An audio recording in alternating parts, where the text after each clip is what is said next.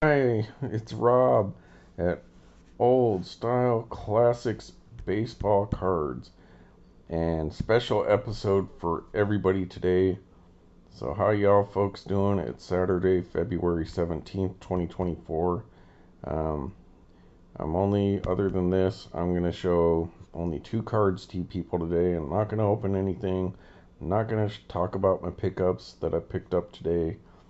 These two, well, other than the cards that I'm going to talk about, these two cards are so special that they need a video all their own. Um, I'll get out to the shout outs. Some people liked my videos and commented, but um, cardboard nerds, little challenges for me to put this book card in every one of my February videos. And yesterday I forgot to do that, but I went back and did some really crappy editing. I edited,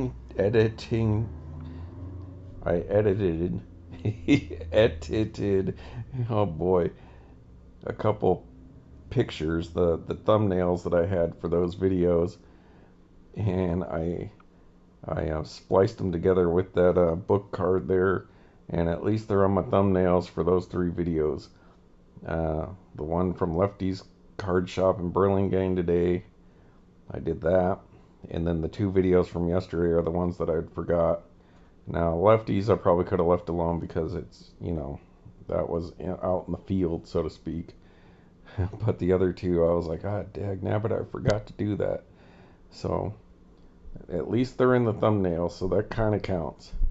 Now, the first one from yesterday, the Albuquerque Isotopes original hat one, it's just a sliver at the bottom of the thumbnail if you look. So it's there. You just can't really just tell. And then my Jonathan Valina mini framed autograph card that I picked up from eBay. I got that in there, but nobody's watching that video, so it's so weird. Alright, folks, and so if you don't mind, go watch that video too, because I do open some more of that 2024 Topps Mega Box, I guess, what they're called. Anyhow, so got my old style patch out here. Wife's in the other room watching her General Hospital, I think. So thanks for watching Old Style Classics baseball cards and other hobbies and other cards and all that kind of hubbalub. I'm going to take this off the screen because these two cards are epically cool. Just cool. And I don't know which one I want to show first. But I guess I'll show the one that I think's the coolest looking first. But anyways, hey, if you guys wouldn't mind subscribing to Old Style Classics baseball cards and liking, still nobody's liking, so maybe people don't like it, they just watch it. Helps them go to sleep. Ran into a guy at Target today, and he was wearing a baseball cap from somewhere in Texas, but he lives here. I was like, you know, hey, I was like, oh, I have a YouTube channel, Old Style Classics Baseball Cards. If you want to, oh, I'll check it out. And I was like, hey, and if anything, if you got insomnia, you can watch my videos because it can put you right to sleep sometimes, like it does myself. Anyways, enough self-deprecating for the time being.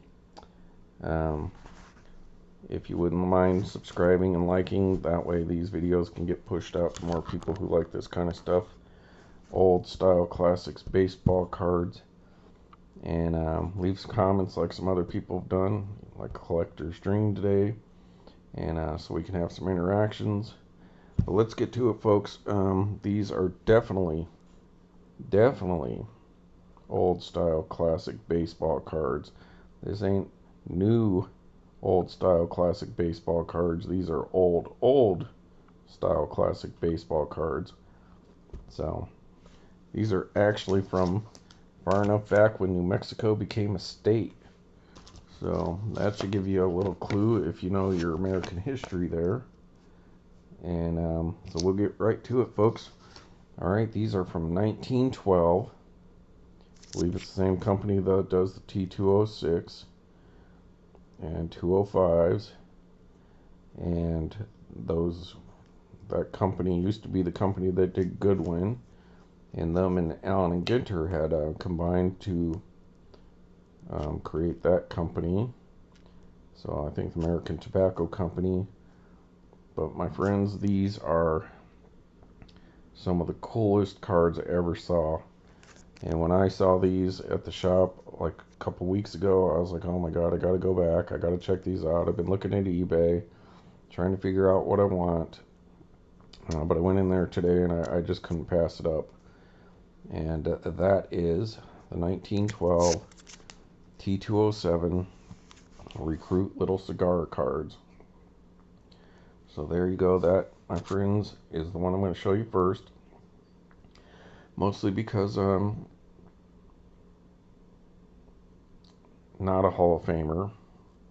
But there's Tex Covington. I picked these up at Stevens Creek Sports Cards.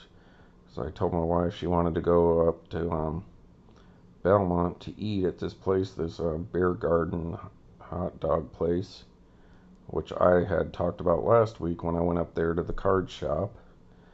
And I wanted to eat there, but she stayed down here, so we decided we'd go up there today to eat together. But I'd just been to that card shop, so I didn't want to go back. So after we ate that, which is pretty good, except they use Hawaiian rolls as like their buns, and it's a little sweet when you're eating like bratwurst and stuff like that, but it was still pretty cool. If I was ever up there again, I'd eat there again, but I'm not going to drive out on my way. Anyhow, so after we left there, we drove around like Belmont, San Mateo, just went up and down their little downtown streets.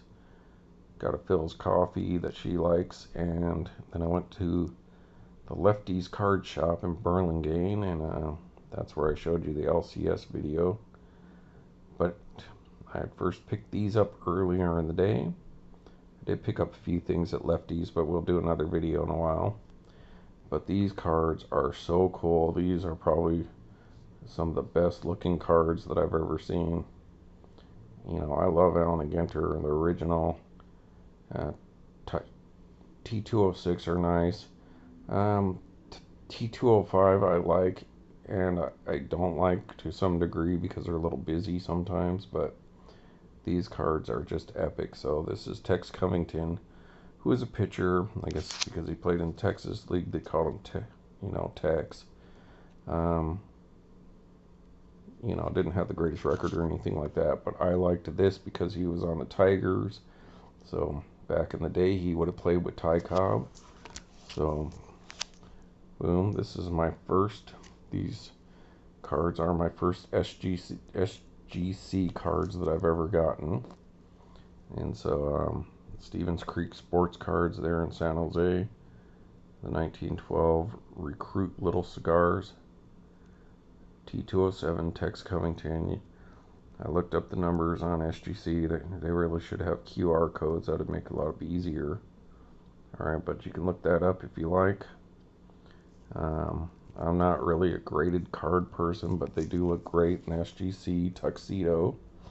It says that these were graded in December 2023. So I think that guy at Stevens Creek bought these at the National, and then got them graded. And of course, I was able to talk him down. Like, he wanted to charge me a certain amount, and I talked him down like $3. Yeah, it was mostly because back in the day when I bought a Hank Aaron MSA disc, he wouldn't budge at all on that disc. So now I kind of had him up against the wall that I was going to buy these two cards. And I was like, can you give me an extra like $3 off? And he was like, alright. So I'm chipping away at getting my money back, because I was trying to get like $5 off that Hank Aaron, and he just wouldn't budge. But just look at that. I guess a lot of them are called brown backgrounds. And so there you go. He's on the Detroit Americans, so he was a teammate with Ty Cobb. Though he's a pitcher, they, you know, you could tell the shape there. That's a 2 in good condition, but look at that, it's pretty well centered. little rounded corners. Any of the paper loss is up on those edges on the corner. But look at the centering on that, and look at it, you know, I don't see any creases in there. And just a beautiful card, just spectacular. I don't even want to show you guys my T206, my Colgan disc, my original Allen and Ginter, or my Ogden cards, because these two cards are so beautiful. They just need a video all their own. Other than that Dawson Sandberg one, because I was challenged to put that in every video of the month. These, yeah, just beautiful. I mean, they've got some great cards. Of course, they don't have some of the bigger players in this set, like Ty Cobb or any of that. But that's okay. I don't care. I just love baseball cards. Doesn't have to be Ty Cobb, and even if it was, I would never be able to afford it if he was here. But I don't know. I mean, you guys tell me in the comments, like, if you're into pre-war, are those not the coolest looking cards? Just simple, beautiful. It's kind of funny though, when I was watching my video from Lefty's Card Shop in Burlingame, and I saw those pre-war cards, the SGCs. I think I saw an Obeck, but I didn't notice it when I was at the store because his wife was sitting in the car, so I didn't want to make her wait. Dang it, I'm going to have to go back check that out because I've always wanted to have an original Obeck. But, you know, he didn't have a whole lot of success, I don't think. You know, I was definitely not a Hall of Famer or anything like that.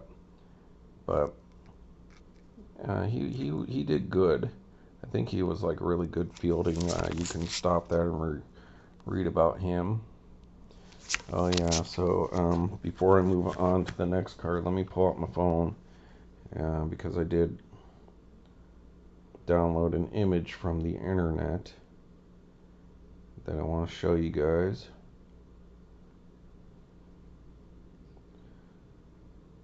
So I guess this is what the packaging looked like. So the Recruit Little Cigars, all tobacco. I think whoever had this posted had that as like the 1912. So there are some different like color or different images on some of those packs of those little cigars. But this is the one I found that somebody put down as 1912. But regardless, they would have come in there.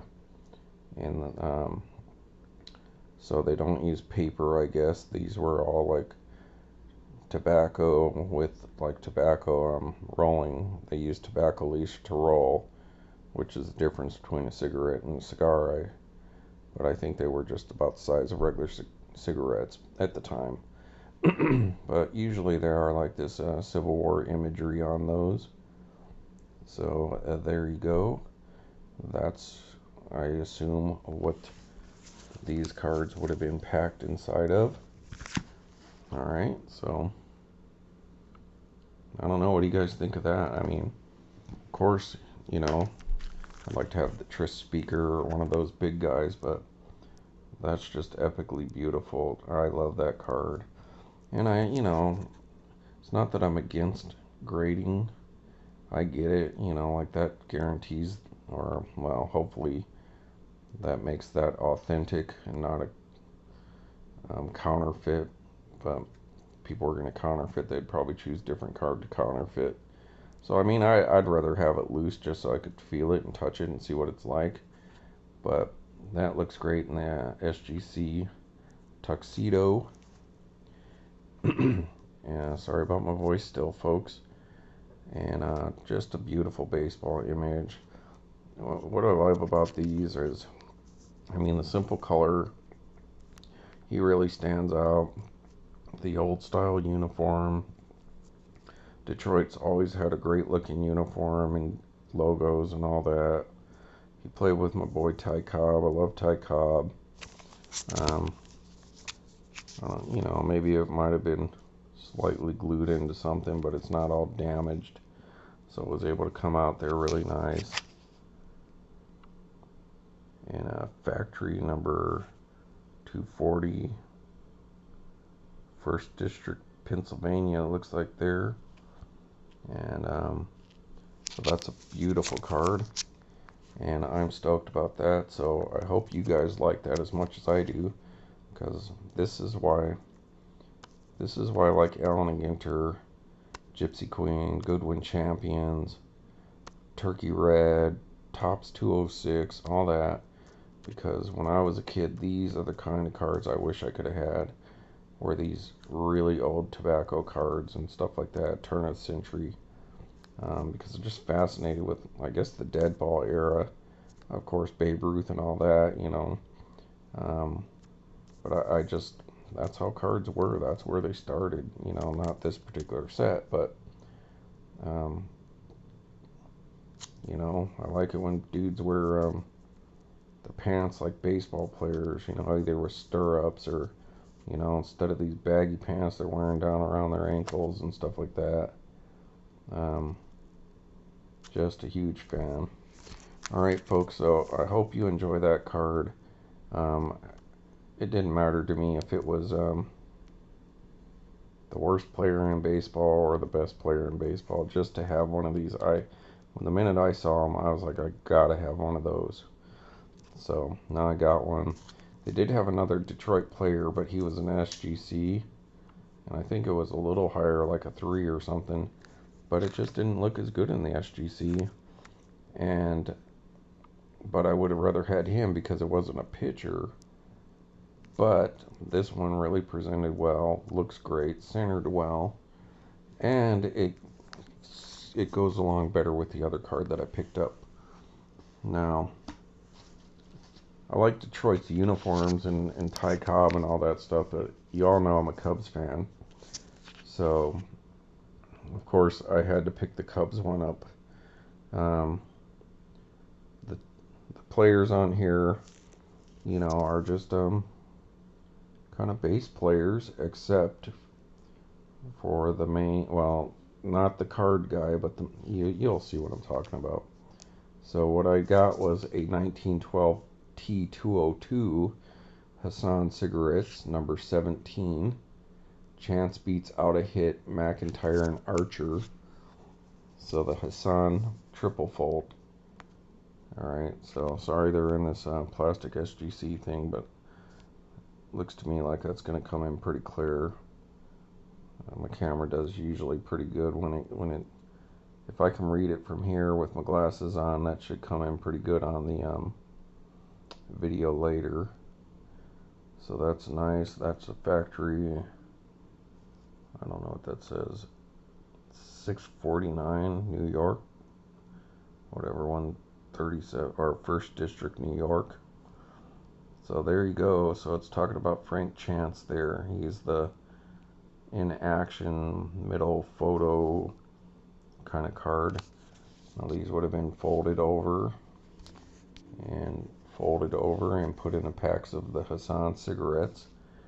And so then you got Harry McIntyre. So these other two guys didn't have a whole lot of success, like his pitching, but one of these guys was a really good fielder, but didn't get to play a whole lot. So I was reading them up on Wikipedia.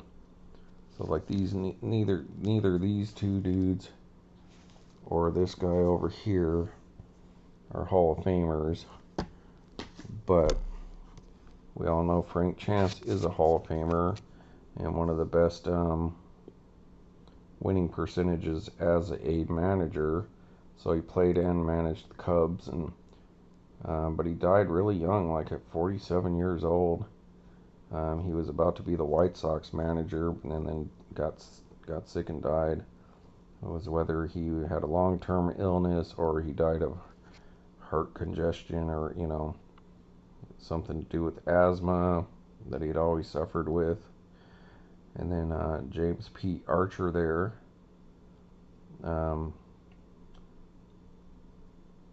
So it's cool. It talks about how he got there, and yeah, he fielded in like 977.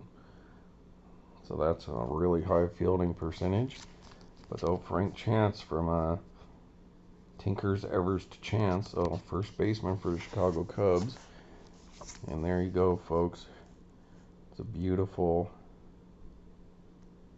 Hassan triple folder, all related to the T206 and all that, and the T207, same company, cigarette brand, I believe.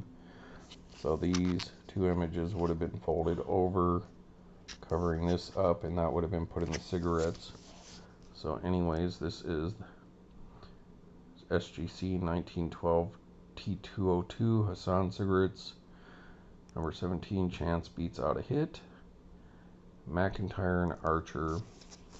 So it's kind of weird the way they worded it, but you can see he's wearing the Cubs uniform here, so it's Chance. And maybe they should have been beats out throw to get a hit, because he also played first base, so you know there could be confusion. It's like, oh, is that Chance or is that Chance, you know? But it's kind of neat when they talk about some of the stuff on here, like some of the terminology for like their uniforms is SOGs or yeah, it's just neat, some of the old school. So, and it's cool. I remember the triple folders. I think that Panini Golden Age, I want to say it was Panini Golden Age put out, and those were super cool and neat. Or was it Goodwin? It was one of those, Goodwin or Panini, back around 2010, around that time frame, 2010 to 2015, somewhere in that range. And those were super cool, kind of throwbacks. Like the Ty Cobb is the famous one with Ty Cobb coming in the slide. But look at those Cub uniforms, folks. Just epic. I love those Cubby hats. Now this would have been the jerseys back then that they would have wore that had, I believe, the little Cub on it. And the reason I know that was because I looked up some other of these ones. So they both came out in 1912. I hope I didn't say 2012. If I did, sorry. But when I saw one of the other Cubs ones where the guy was standing there, it showed him wearing his Cubs uniform the same year with the little C with the little Cub in it, like my old style Classics baseball cards logo. And that's my favorite logo, and I love just old style classic stuff. Just fascinating, just beautiful cards. There it is, folks. I've got an original folder, you know, triple fold or whatever you call it. And T207,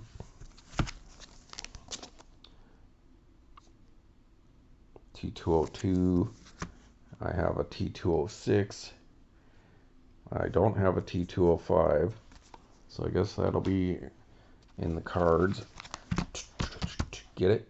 In the cards for the future, one of my next pickups. And I also want to pick up Caramel, but nevertheless, now I got T202, T207, T206. I need to pick a T205, and I have an original Allen and Ginter. I can't remember what those are labeled as in something. Is it in 27? Something like that. So I guess I need like a Goodwin and like an O-back, and then like a Caramel and a Cracker Jack, obviously, is one of my new Grail cards. But look at that. So I got me some Cubbies, and I got me Hall of Fame Cubby, elected with Chance and Evers, Veterans Committee, like the year after they didn't make it. So I believe in 47, like 46, they just missed out. Well, I think he missed out by like 7 votes. And then the next year, the Veterans Committee inducted all 3 of them, Tinkers, Evers, and Chance. And so, but you know, even though these guys didn't have super careers or Hall of Fame careers or superstar careers or anything like that, Cubbies from back in the day. So I love it. Hopefully you guys will love it, even if you're not Cubs fans, just for the history of baseball. Look at those cool uniforms, and that card's in really nice shape. I asked him about this little kind of swerving that's over here, and he said, I guess what's known is when they cut the card, it was because they would fold it over and then it was cut, and that's why it has a little thing. But if you were to fold it in, it would be like, it would look perfect. So because it's just the way they did it. And if it was like trim or something, obviously SGC would have caught it and said something. But you can go ahead and look that number up, which I did as well. It's just unfortunate that you can't just scan something and go do it. But if you want to look this card up and the pop report and all that. So I don't know, folks. I mean, what do you think? What do you like better? You know, just beautiful cards. I mean, just the color on this one is beautiful. The centering, simple baseball issue, but much like Allen and Ginter, which it's not, but I love like the portrait shots. What Allen and Ginter is pretty known for. A little pulled back from that, but so I don't know, folks. I mean, I am over the moon to pick those up. And that card that I missed out on auction earlier this week would have cost not a whole lot more, but it would have cost me like $50, $60 to $100 more than I got these two cards for. So I guess since I missed out on that card, I was willing to pay for earlier in the week. Being able to pick these two up was perfectly fine with me because I already kind of had it budgeted in my head, the amount that I spent. But hey, if anyone's got any questions and any comments, it would be greatly appreciated. I hope you guys like that. We'll cut this off right about a half an hour here. I'll come back and I'll show you what else I picked up, and we'll open some more of those Topps 2024, see what else we got in this mega box or whatever they call them. But I felt these two cards deserved an episode of their own. Didn't even need the Ginter or Topps, dang it, I always say that.